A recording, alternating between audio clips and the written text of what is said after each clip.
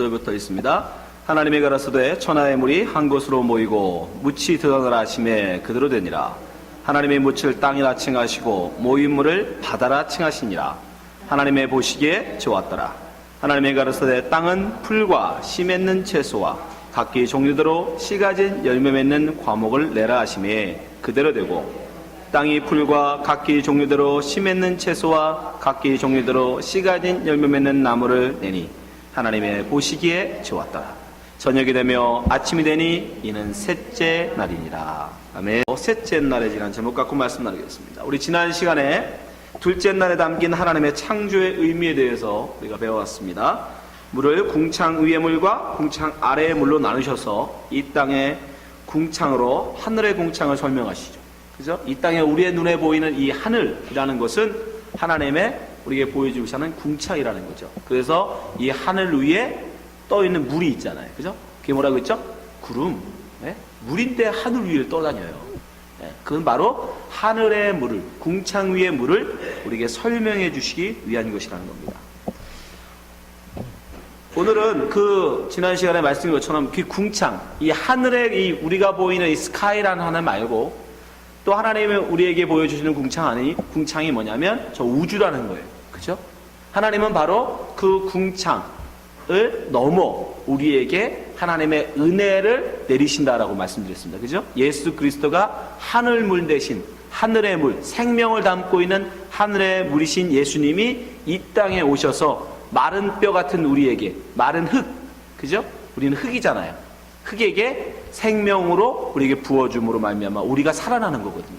근데 그 하늘물 대신 예수님이 얼마나 넓고 넓은 궁창을 뛰어넘어 우리에게 오셨는지 우리는 우주를 알면, 그죠? 이 궁창의 크기를 알면 하나님의 사랑이 얼마나 큰지를 우리가 알 수 있답니다. 왜냐하면 우리는 그 궁창 거리만큼 하나님과 떨어져 있던 존재들이에요. 그러니까 궁창의 크기를 알면, 근데 하나님이 우주를, 이 우주라는 궁창을 얼마나 크게 만드셨는지 여러분이 상상도 못할 만큼 큽니다. 자, 오늘 잠깐 그거 설명해 드릴게요. 자, 그림 보여주세요. 이게 우리가 지금 현재 살고 있는 태양계라는 것입니다. 태양계. 이 태양이라는 것을 이 앞에 있는 항상 빛을 내는 별을 항성이라고 그러는데, 우리 태양계는 이 태양밖에 없어요. 나머지 거는 빛을 내지는 못합니다. 온리 태양만 빛을 내요. 이것을 항성이라고 그러는데, 나머지는 행성들입니다. 예. 그래서 수, 금, 지, 화, 목성보다 좀 커요. 목, 토, 천, 해명, 그죠? 여러분 맨날 배우시죠? 수금지화 목토 천해 명. 명인데 이제 명왕성은 이제 해성으로 안 봐요, 요즘은. 아무튼 자, 이게 태양계입니다. 우리가 살고 있는 지구는 여기 있어요. 여기 점이에요. 이 태양에 비교하면 태양의 110분의 1밖에 안 돼요. 지구의 크기는. 거기에 여러분이 있는 거예요. 그 지구에. 그러니까 태양계로 보면 여러분의 존재는 먼지 위에 먼지의 먼지. 그죠? 태양계로만 봐도, 태양계를 한눈으로 딱 보세요. 태양계, 요게 지구고, 이거 크지도 않아요. 요만합니다. 지구가 110분의 1이니까. 요 지구에 여러분들이 지금 알라스카에 주노에 여기 붙어 있어요. 그러니까 점으로도 표시도 안 돼요. 이 태양계로 요만큼 그렸는데도. 근데 우주는 얼마나 크냐면, 이 태양계라는 걸 항성계라고 합니다. 항성계라고 그러는데, 이 항성계가, 다음 그림 보여주세요. 이 항성계들이 모여서 은하계라는 걸 만들어요. 은하계. 예. 조그마한 항성을 요만하게 그리자고요. 우리 태양계가 요만해요, 지금. 이게 태양계입니다. 그리고 또 다른 태양계가 있고, 다른 게 있고, 다른 행성들이 있어요. 이것들이 이런 식으로 모여요. 이런 식으로. 예. 이 은하계 핵, 그 중심으로 이렇게 조금씩 조그마한 이런 은하계, 우리 태양계 같은 것들이 모인단 말이에요. 이게 만약에 우리가 살고 있는 태양계라고 칠 때, 이 태양계로부터 다른 항성에 있는 다른 태양계까지의 거리가 얼마인 줄 아세요? 여러분? 빛의 속도로 가는 거를, 1년 동안 가는 거를 1광년이라고 합니다. 하도 우주는 넓어가지고 빛으로 계산해요. 빛이 1초에 지구를 2바퀴 반 돌아요. 1초에. 지구의 총 지름이 12만 킬로미터 정도 됩니다. 12,000km 정도 되는데, 그거를 빛은 1초에 2바퀴 반을 돌아요. 그렇게 빠릅니다. 근데 그 빛의 속도로 1년 동안 가면 한 9조 정도 킬로미터 정도 가는데, 9조 5천억 정도 킬로미터를 가는데, 그걸 1광년이라고 봤을 때, 요 태양계로부터 다른 항성에 있는 별까지의 거리가 얼마냐면 4.22광년이에요. 빛의 속도로 가도 4년을 가야 겨우 다른 별에 갈 수 있어요. 네, 이게 우리가 있는 우리은하입니다. 우리은하. 이걸 우리은하라고 불러요. 근데 이런 지구 같은 거 말고, 지구는 아예 보이지도 않고 태양계들만 이 우리은하계에 수천 개가 있어요. 수천 개. 이 우리은하계에. 네? 우리 은하계에 저기 보면 저 점으로 보이는 별처럼 반짝반짝 빛나잖아요. 그게 뭐냐면 그게 이 바로 은하계들이에요. 은하계들. 저 은하계들. 저게 수천 개가 저렇게 모여서 은하계를 이룬단 말이에요. 근데 놀라운 건 이 은하계가 또 다른 옆에 또 다른 은하계가 있어요. 또 다른 은하계들이 있는데, 우리 은하계에서 가장 가까운 은하계를 안드로메다라고 해요. 안드로메다. 이게 안드로메다 은하계인데, 우리 은하계에서 가장 가까운 은하계까지 거리가 얼마 정도 되는지 아십니까? 네. 뭐라고? 236만 광년 가야 돼요. 빛의 속도로 가도 236만 년을 가야 겨우 다른 은하계에 갈 수 있어요. 근데 이 은하계들이 또 수천 개 모여서 은하단이라는 걸 만들어요. 은하단. 은하들이 또 수천 개 모여서 은하단을 만든다니까요. 그림 보여주세요. 이게 은하고요. 다음 그림. 예, 저게 크게 이렇게 호른이 보이죠? 저게 은하예요. 은하. 예, 저 크게 빛나는 것들이 다 은하라고요. 이런 은하. 예, 이 은하의 길이만도 10만 광년이에요. 10만 광년. 예? 여기서부터 이 은하 해계로부터 외곽까지 10만 광년이라고요. 빛의 속도로 달려가도 10만 년을 가야지 겨우 나오는데, 그런 은하들이 또 수없이 모여서 수천 개가 모여서 은하단을 구성해요. 현재 과학으로 발견된 이 은하단만 7개예요. 7개. 상상해 가세요. 그 어마어마한 은하단 속에 수천 개의 은하계가 있고, 그 은하계 속에 또 수천억 개의 이 항성계들이 있어요. 태양 같은 것들이 있어요.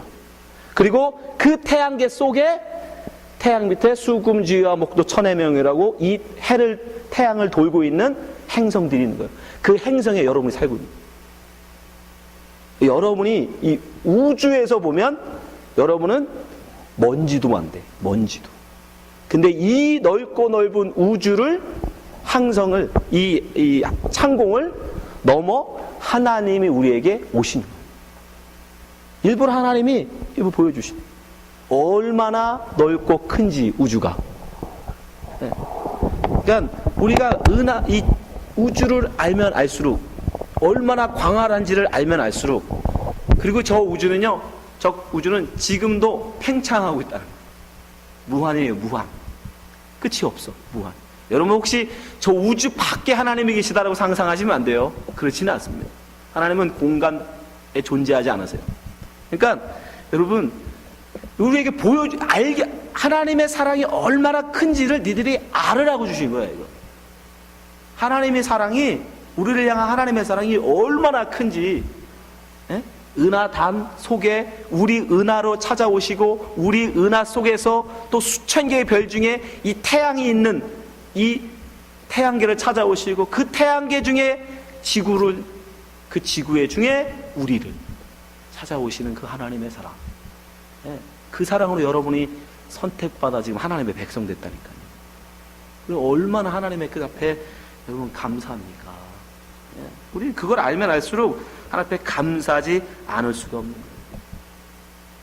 거예요. 어제는 이게 둘째 날, 바로 이 궁창에 대해서 말씀하셨는데, 바로 셋째 날은 이 둘째 날과 이어집니다. 왜냐하면 하나님의 궁창을 만드신 이유가 뭐였죠? 하늘의 물과 이 궁창 아래의 물을 설명하시기 위해서요. 근데 이 아래의 물은 뭘로 우리가 알죠? 바다예요, 바다. 그래서 바다가 다 지어지고 나서 하나님 뭐라고 하시냐면 하나님 보시기에 좋았다라고 말씀하셨어요. 여러분 창세기 잘 보시면 총 7, 6째 날까지 하나님이 창조하시는 동안 보시기에 좋았다라는 말씀을 계속 하시는데 둘째 날에만 없어요. 이 궁창을 만드시는 둘째 날에만 없어요. 왜? 바다가 아직 아랫물이 완성되지 않았기 때문이에요. 보세요. 9절 10절 보세요. 하나님의 가라사대 천하의 물이 한 곳으로 모이고 묻이 드러나 하심에 그대로 되니라. 하나님이 묻을 땅이라 칭하시고 물을 바다라 칭하시냐. 이제 바다가 나왔어요. 이게 뭐라고요? 궁창 아래의 물. 우리로 궁창 아래의 물이 뭔지를 알게 하시려고 우리에게 주신 거. 그게 바다란 말이에요. 그 바다가 완성되자 뭐라고 하십니까? 하나님의 보시기에 좋았더라. 이 좋다라는 말은 뭐라고 그랬어요? 하나님의 말씀하신 바가 말씀하신 그대로 이루어졌을 때 그걸 좋다라고 하신다니까. 하나님 그게 선이다, 그게 의다라고 하신다고요. 그래서 말씀에 순종하는 걸 의라고 하는 거예요. 하나님의 말씀이 그대로 되어지는 걸 의, 선이라고 하는 거예요. 그래서 하나님이 죽여, 그러면 죽여야 그게 선인 거예요. 예? 우리를 볼 때 어떻게 그래 애들을 죽여요? 어떻게 전쟁도 하지 못하는 여자를 죽입니까? 아니, 하나님이 죽이라 하시면 죽이는 게 의, 선한 것, 착한 것이라니까요. 하나님이 궁창 아래 궁창을 만드시고 거기에 바다를 지으시고 나서 이제 모든 것이 다 이루어지기 때문에 하나님 뭐라고 하냐면 하나님 보시기에 좋았더라 이제 말씀하시고, 여기서 이제는 바다와 육지가 형성되죠. 원래 이 땅에 이 지구라는 것은 다 물로 덮여 있었다는 거예요. 아랫물로 덮여 있었는데 거기에서 뭐가 땅이 물이 물러가고 땅이 드러났대요. 시편 104편에도 똑같은 말씀이 나와요. 시편 104편 5절 땅의 기초를 두사 영원히 유동치 않게 하셨나이다. 옷으로 덮음같이 땅을 바다로 덮으심에, 그죠? 물로 덮었대요. 물이 산들 위에 섰더니 주의 견책을 인하여 도망하여 주의 우레소리를 인하여 빨리 가서 주의 정하신 처소에 이르렀고, 뭐가? 물이 이제 물러가는 거예요. 하나님의 말씀에 산은 오르고 골짜기는 내려갔나이다. 주께서 물의 경계를 정하여 넘치지 못하게 하시며 다시 돌아와 땅을 덮지 못하게 하셨나이다. 하나님이 정하신 거예요. 근데 놀라운 비율은 7대 3이에요. 바닷물은 정확하게 이 지구 표면의 71%를 덮고 있어요. 거기서 단 1%라도 여러분 달라지면 72% 바닷물이 많아지면 어떻게 되냐면 육지는 전부 다 늪으로 변합니다. 늪지로. 반대로 71%가 바닷물이 69%로 줄어들면 여기는 다 육지는 다 사막이 돼버려요. 정확하게 하나님이 71%. 그렇게 홍수가 나고 비가 많이 와도 바닷물의 비율은 절대 변하지 않아요. 하나님이 71% 경계를 정해놓으셨다는 거예요. 그리고 땅을 드러나게 하셨다는 거예요. 근데 이 묻이라고 번역된 이 아바사라는 땅이라는 단어가 재밌어요. 분명히 바닷물이 물러가고 땅이 나왔는데 이 묻이라는 이 아바사라는 단어가 무슨 뜻이냐면 마른 땅이에요. 드라이랜드. 물이 하나도 없는 마른 땅. 물로 완전히 덮여 있었는데 하나님이 그곳에 뭘 만든다? 마른 땅이 나오게 하시고 그 마른 땅에 사람이 거하게 하시는 거. 이거 어디서 보이지 않았어요? 이 사건이 어디서 있었죠? 노아의 홍수. 노아의 홍수 때 하나님이 이 지구를 다 물로 덮으셔놨다가 바람을 보내서 바람. 2절에도 나오죠. 2절에 하나님의 신이 수면 위에 운행하신다.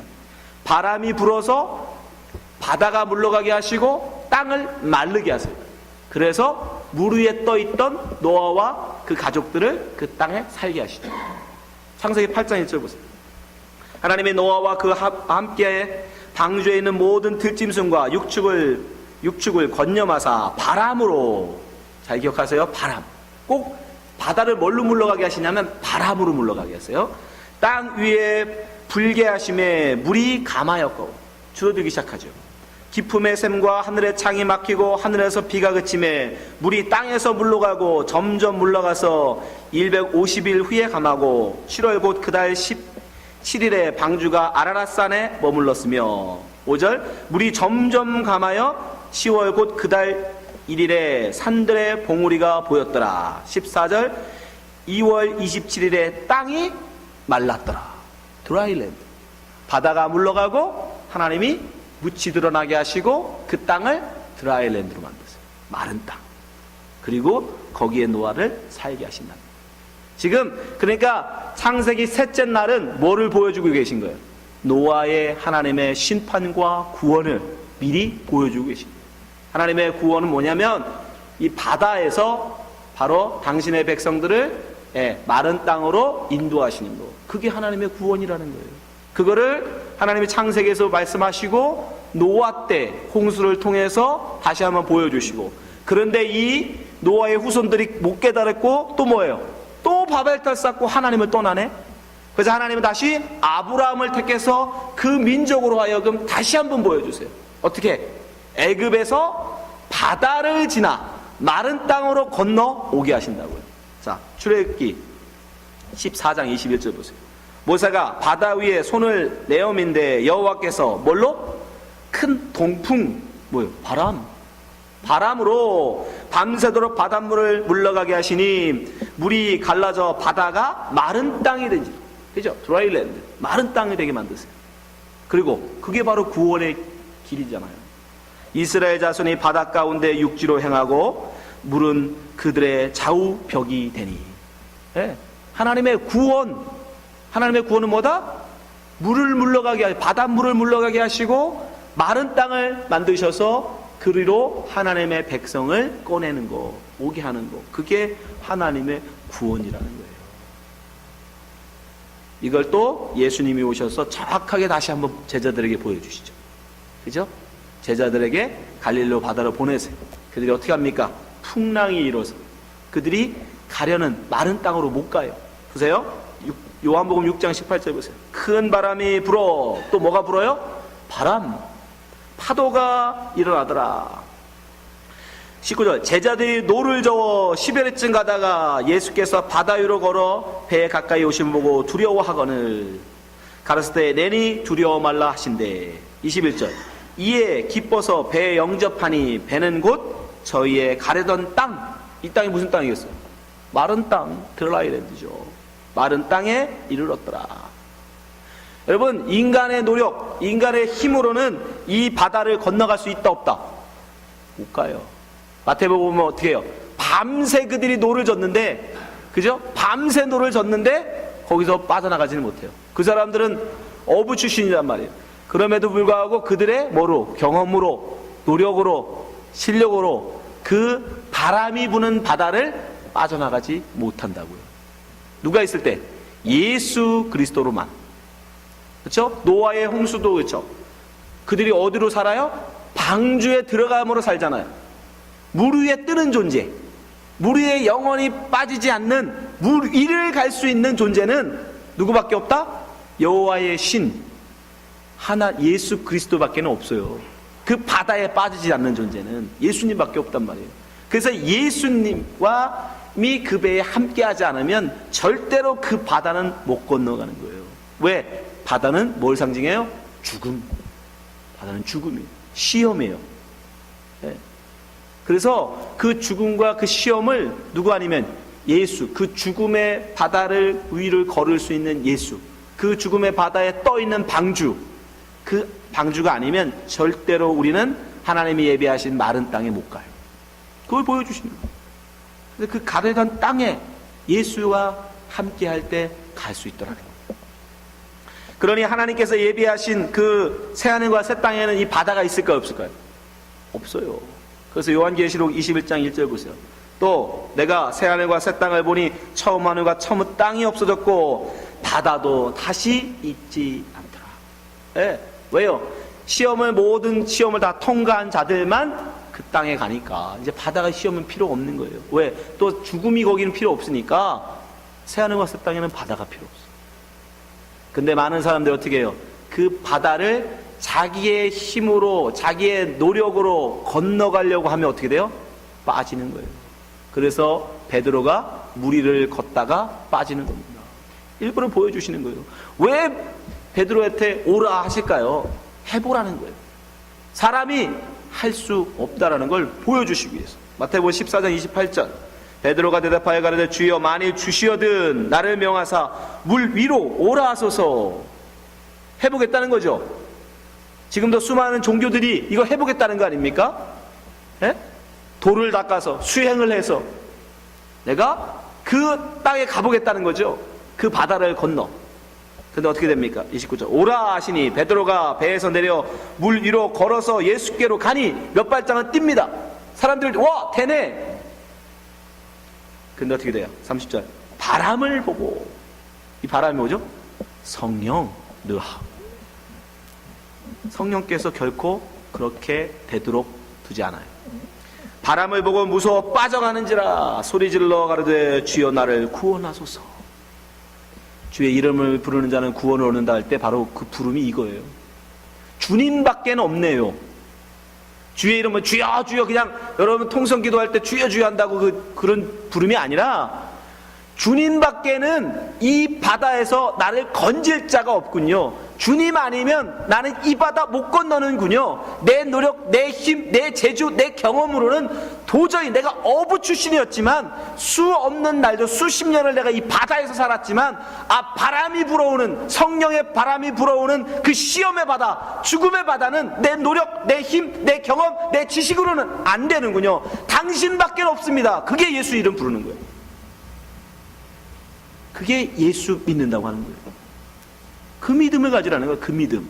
다른 믿음이 아니라 나한테 더 큰 배를 주세요, 더 많은 고기 잡게 해주세요, 그런 거 아닙니다. 우리는 죽음의 바다를 건너 그 하나님이 예비하신 마른 땅, 거기 못 가면 여러분 다 죽는 거예요. 그 물에 빠져. 그것을 지금 하나님이 우리에게 셋째 날에 보여주고 계신 거예요. 물을 통해서 거기에 마른 땅이 드러나게 하셔서 너희들은 여기가 살아야 된다. 근데 여러분 이 마른 땅에 하나님이 뭐라 하세요? 씨 맺는 채소, 풀들을 나게 하세요. 11절 12절 보세요. 하나님이 가라사대 땅은 풀과 씨 맺는 채소와 각기 종류대로 씨 가진 열매 맺는 과목을 내라 하시매 그대로 되고. 자, 하나님이 땅이 풀과 각기 종류대로 씨 맺는 채소와 각기 종류대로 씨 가진 열매 맺는 나무를 내니, 자, 내라 하셨는데 났어요. 아까 말씀드렸죠? 하나님이 하라라고 했는데 그 말대로 되면, 그래서 하나님이 뭐라고 하신다? 보기 좋다. 그래서 거기 또 나오죠. 열매 맺는 나무를 내니 하나님의 보시기에 좋았더라. 그래서 셋째 날에는 하나님 보시기에 좋았더라가 2번 나와요. 네, 말씀대로 되어졌으니까. 여러분이 창세기를 많이 들어본 분들은 아시겠지만 원래 창세기 구조라는 게 첫째 날, 둘째 날, 셋째 날은 원래 땅이 원래는 혼돈했죠. 그죠? 땅이 혼돈하고 공허했잖아요. 이 혼돈이라는 건 질서가 없고 구조가 없는 거라고 그랬어요. 그죠? 틀이 없는 거. 그래서 첫째 날, 둘째 날, 셋째 날은 하나님이 이 틀을 잡으신다고요. 그죠? 자, 이걸 보여드릴게요. 마이크 안 잡아도 소리 들어가? 아들?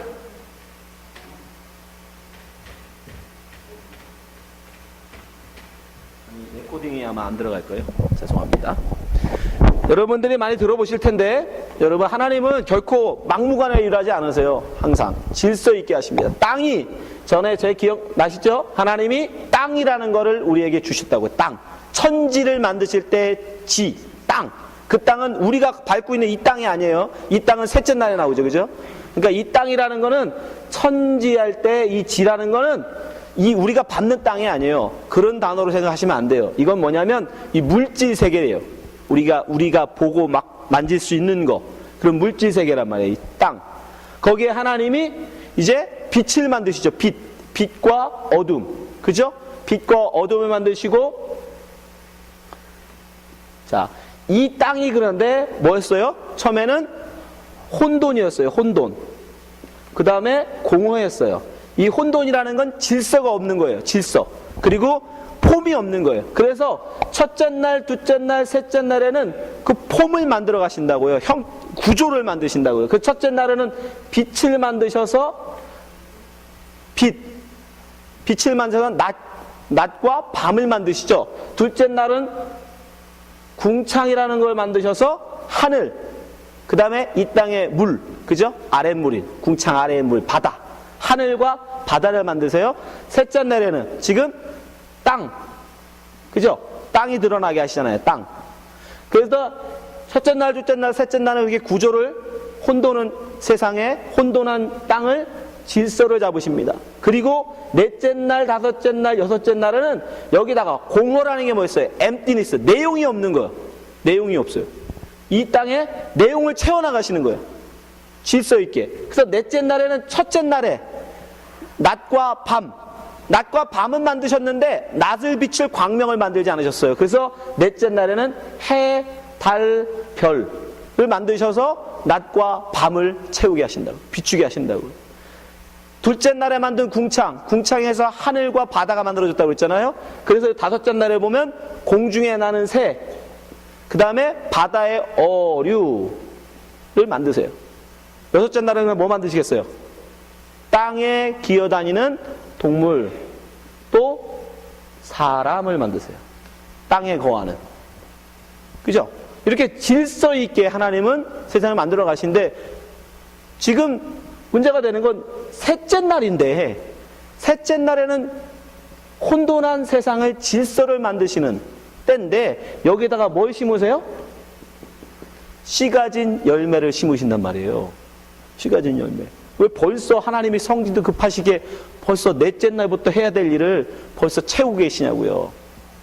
그러니까 이거는 공허를 위한 게 아니고 혼돈한 세상에 지금 질서를 세우시는 거라고 봐야 돼요. 땅에다가 뭘 채우시는 게 아니에요. 뭘 준비하신다는 거예요. 그죠? 왜? 분명히 첫째 날, 둘째 날, 셋째 날은 폼을 만드시는 거니까 이건 내용이 아니라 분명히 폼이라고 봐야 돼요. 이 씨 맺는 채소는 여러분 내용이 아니라 그러니까 폼이었던 거예요. 무슨 폼? 놀랍게도 여러분 어느 나라, 어느 민족, 어느 시대고 항상 주식, 밥은 뭐예요? 곡물은 반드시 씨입니다. 너무 신기하잖아요. 반드시 씨로 먹어요. 예? 그죠? 우리 한국 사람들 뭘 먹어요? 쌀 먹잖아요. 쌀. 쌀이 뭐예요? 벼가 씨잖아요. 그죠? 그건 뿌리도 아니고 줄기도 아니고 씨입니다. 씨. 벼의 씨를 먹잖아요. 우리가. 그죠? 서양은요. 밀이라는 것도 마찬가지죠. 밀도 뿌리도 아니고 잎도 아니고 그게 씨예요. 씨. 다시 심으면 나는 씨. 어떤 민족은 옥수수 먹죠. 옥수수도 마찬가지잖아요. 그것도 줄기도 아니고 뿌리도 아니고 씨예요. 씨. 사람은 반드시 씨를 먹고 산단 말이에요. 신기하게도 어느 나라 어느 민족이고 반드시 곡물은 씨입니다. 씨를 먹어야 살아요. 그러니까 이 씨라는 건, 씨 맺는 채소라는 건 풀은 당연히 동물을 위한 밥이고 씨 맺는 이 곡물들은 사람을 위해서 준비하신 거예요. 양식으로. 양식. 고추나 배추나 뭐 피망이나 당근이나 이런 거요. 그건 씨가 아니죠. 그걸 우리가 뭘로 먹어요? 간식으로, 반찬으로 먹죠. 절대 그거를 주식으로 먹진 않아요. 반드시 주식은 어느 민족, 어느 나라건 씨를 먹습니다. 하나님은 그러니까 씨를 통해서 씨 맺는 열매를 심어두신 이유는 뭐냐면 사람들의 먹을거리를 준비하신 거예요. 이때는 하나님이 노아 홍수 전에는 동물을 잡아먹지 못했어요. 그죠? 그러니까 하나님은 지금 양식을 준비해 두신 거예요. 사람들에게. 그래서 이 일을 다 끝내신 이후에 하나님이 이제 셋째 날을 마무리해 주시죠. 그래서 뭐라고 나와요? 13절. 저녁이 되며 아침이 되니 이는 셋째 날이라. 이렇게 셋째 날이 끝나는 거예요. 저렇게 셋째 날을 마무리하심으로 모든 준비를 마치시죠. 근데 여기서 우리 한 가지 생각해보면 왜 하필이면 씨 맺는 열매를 먹게 하실까? 왜 사람들로 하여금 당근도 있고 뭐 상추도 있고 많잖아요. 근데 그런 걸로 사람이 먹고 사는 게 아니라 왜 씨 가진 열매를 먹고 살게 하셨을까? 눈치 빠른 분들은 아시겠죠. 뭘까요? 씨를 먹고 우리는 살아야 되는 하나님의 구원을 설명하시기 위해서. 씨라는 게 뭐예요? 히브리어로 제라입니다. 제라. 이 제라라는 단어를 성경에서는 뭐라고 번역하냐면 씨, 자손, 아들, 열매라고 번역해요. 그 후손, 자손이라는 단어가 바로 창세기 3장 15절에 가면 나와요. 우리가 어떻게 씨로 사는 건지. 단지 저걸 밥으로 먹으라는 뜻이 아니에요. 보세요. 창세기 3장 15절. 내가 너로 여자와 원수가 되게 하고 너의 후손도, 여기서 후손이 뭐라고요? 제라. 씨예요. 씨. 너의 씨로. 우리도 씨라고 하잖아요. 한국 사람들도. 그죠? 후손은 씨라고 하죠. 네? 너의 후손도 여자의 후손과 원수가 되게 하리니 여자의 후손은 내 머리를 상하게 할 것이요 너는 그의 발꿈치를 상하게 할 것이니라 하시고. 여러분, 우리가 하나님이 하지 말라는 것을 함으로 말미암아, 따먹으로 말미암아, 불순종함으로 말미암아 이제는 뭐가 되죠? 마귀와 한편이 돼요. 하나님과는 원수가 되고. 근데 하나님이 후손으로, 그 아들로, 그 씨로 네가 뱀과 원수가 되게 하겠대요. 그럼 우리는 누구 편? 이제 하나님 편 되는 거죠. 그 씨로 말미암아 우리는 이제 하나님 편이 되는 거예요. 그 씨로 말미암아 땅의 존재인 우리가 하늘의 존재가 되는 거예요. 그 씨로 말미암아 이제 바다에 빠져 죽어야 될 존재가 마른 땅의 존재가 된단 말이에요. 그래서 씨를 먹으라고 그러는 거예요. 씨. 바울이 분명히 얘기해줘요. 그 후손이 누구냐? 바로 그 후손이 예수다. 그리스도다. 갈라디아서 3장 16절. 이 약속들은 아브라함과 그 자손에게 말씀하신 것인데 여섯을 가르쳐 그 자손들이라 하지 아니하시고 오직 하나를 가르쳐 내 자손이라, 씨라, 내 씨라, 내 제라라 말씀하셨는데 곧 그리스도라. 그러니까 이 씨는 뭐예요? 예수 그리스도예요. 예수 그리스도를 먹고 산다는 뜻이에요. 예수 그리스도를 먹고. 예수 그리스도를 다른 말로 가진 자만 저 마른 땅에 거할 수 있다는 뜻이에요. 예수 그리스도를 가진 자.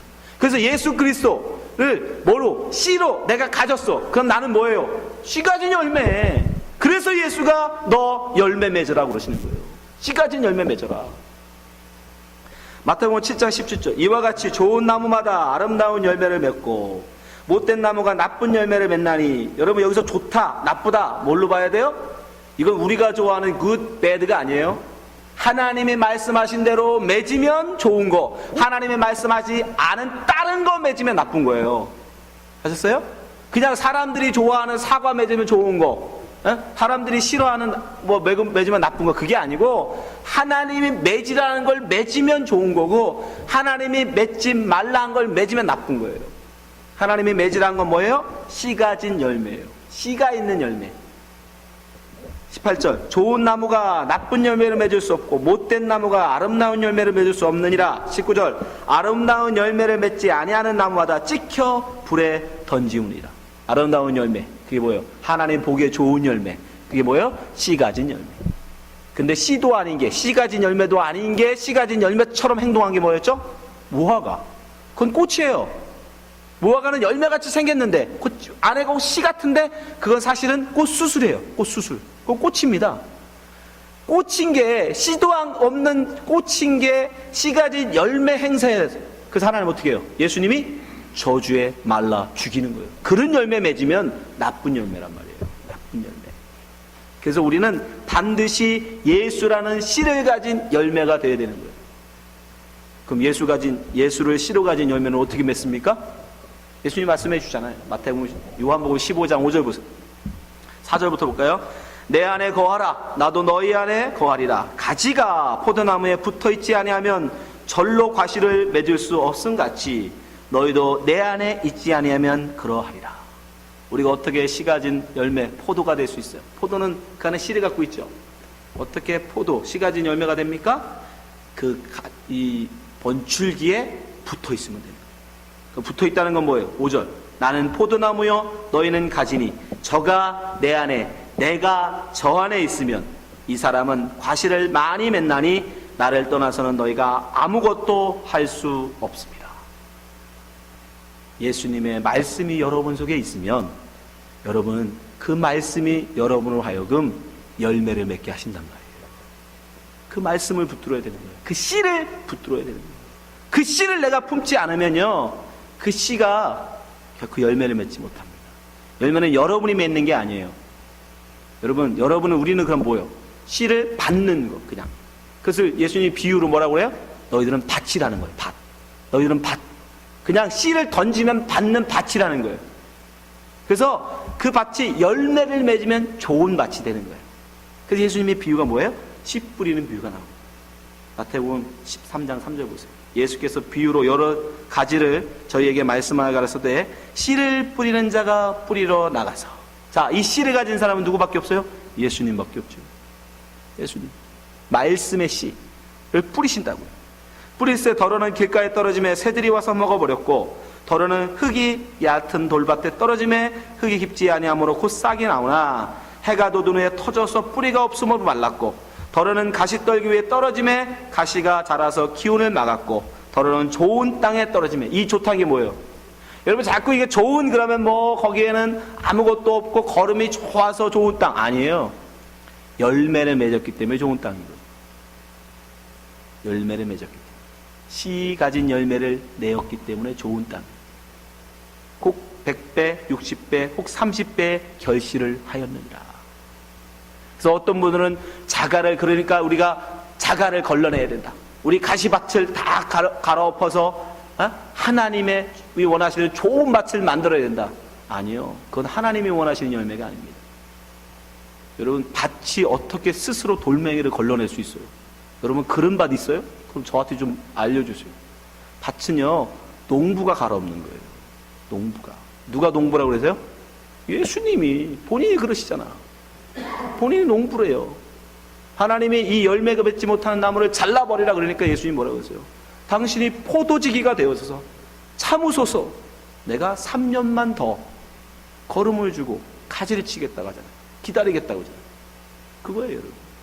여러분, 우리는 그냥 그걸 믿는 거야. 하나님이 나에게 씨를 주시고 이 씨로 나로 열매 맺으실 것이라는 믿음으로 기다리는 거예요. 밭은 그거밖에 할 게 없어요. 단지 나의 안에 말씀의 씨가 떨어져. 예? 저 하늘의 궁창 위에 있는 물이 내게 내려와 그 물로 그 씨가 싹 튀어 자라는 거예요. 보세요. 농사를 좀 지어보세요. 그러면 반드시 씨가 심겨지고 물이 뿌려져야 거기서 싹이 난다니까요. 그리고 열매를 맺어요. 그래서 이 땅이라는 걸, 이 만물을 우리에게 하나님이 보여주시는 거예요. 이 만물 속에 담겨진 하나님의 구원의 계획. 그 흙이 뭘 할 수 있습니까? 거기에 거름을 주고 그곳을 산소가 들어가게 갈아엎어주고 풀을 뽑아주고, 이건 여러분이 하는 게 아니에요. 예수님이 하시는 거예요. 다른 말로 하면 바람, 르와, 성령이 하시는 거예요. 성령이 바닷물을 물러가게 하시잖아요. 그래서 예수님이 승천하시고 성령이 우리 가운데 오신 거예요. 그 일 하려고 예수가 여러분 속에 뿌려놓은 그 씨를 당신의 택한 백성 마른 땅으로 불러서 씨 가진 열매들만 오게 할 그 땅에 씨 가진 자들만 오게 하시려고 뿌려놓은 그 씨를 성령께서 오셔서 열매 맺게 하시는 거예요. 그래서 갈라디아서에 가면 성령의 열매가 뭐요? 사랑과 희락과 화평과 오래참. 그런 열매는 여러분이 맺는 게 아니에요. 그러니까 정말 속에서는 부글부글 끓으면서 겉으로는 온유한 척, 그거 열매 아니라니까. 그게 못된 열매예요. 그게 무화과예요. 씨도 아니면서 열매도 아니면서 열매인 척하는 거. 부글부글 끓면 하나님 앞에 회개하시라고요. 성령께 의지하시라고요. 하나님, 내 속에 아직도 돌멩이가 있네요. 내 속에 아직도 가시덤불이 자라고 있네요. 예수의 씨가 자라야 되는데 가시덤불이 자라네. 나 어떡합니까 주님? 밭이 할 거 그거밖에 없어요. 나 좀 갈아엎어 주옵소서. 내 풀을 좀 성령의 불로 태워 주옵소서. 하나님께 기도하는 것밖에 없어요. 그러면 주님께서 여러분을 하나님의 백성으로 마른 땅으로 인도하시로 택하신 자라면 반드시 성령께서 그 밭을 갈아엎어 열매 맺게 하신단 말이에요. 좋은 밭이 사실은 열매 맺는 것도 아니에요. 좋은 씨가 반드시 싹이 납니다. 그렇죠? 네. 좋은 씨는요, 농부가 좀 서투르게 뿌려도 싹이 나더라고요. 신기해요. 네, 여러분, 예수 그리스도의 진리의 말씀이 여러 속에 떨어지면 반드시 여러분은 열매 맺게 돼 있어요. 그걸로 노력하려고 하지도 마세요. 그게 무리를 걸어서 가는 거예요. 우리는 어떻게 하는 거예요? 예수만 영접하면 돼요. 그 말씀만 영접하면 돼요. 그리고 믿음으로 잠잠히 기다리는 거예요. 주님이 반드시 이 말씀을 열매 맺으시리라. 그 씨를 맺게 하시리라. 그래서 마른 땅에, 바다가 물러가고 드러나는 저 마른 땅에 전부태 씨 가진 열매를 하나님이 나게 하시는 거예요. 바로 여러분이에요. 씨 가진 여러분, 예수 그리스도의 진리의 말씀을 담은 여러분, 그들이 거할 땅이다. 여기 계신 모든 분들이 이 진리의 말씀을 잘 새기셔서 이 천지 만물 창조 속에 담아놓으신 이 하나님의 이 말씀을 여러분들이 깨달으셔서 그리고 모두가 다 씨 가진 열매 되어져서 하나님이 준비하신 저 마른 땅에, 저 천국에 다 거하시는 주의 백성 되시기를 주님의 이름으로 축원합니다. 기도하겠습니다. 하나님 아버지, 우리로 하여금 당신의 씨를 갖게 하여 주옵소서. 당신의 진리의 말씀을 갖게 하여 주시옵소서.